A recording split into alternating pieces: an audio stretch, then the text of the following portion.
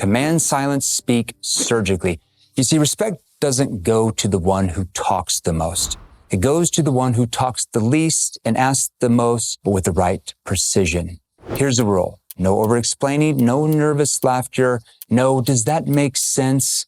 Silence builds tension. Tension commands attention.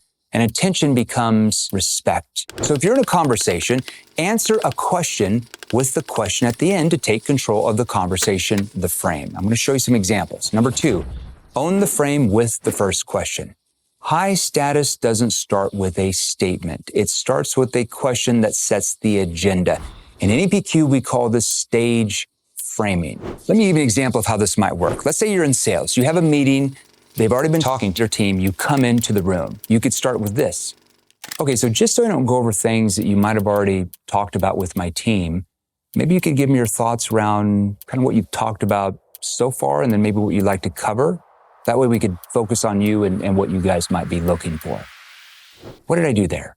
I just flipped the frame back to them, okay? Now they start to tell me and qualify to me what they might be looking for, and now I know where to take the conversation. I just controlled the destination. Everyone's answers flow to me. See how that works. Number 3, status preserving no. Low status says yes to avoid discomfort. They say yes to everything. High status says no without apology. You could use this exact line depending on the context. I'm not quite sure that would work for me, but I can give you 2 options that would. Would that help you more? No defensiveness, no biography of explaining why they wouldn't work, just options. Now, why does that work? Why is that important for you?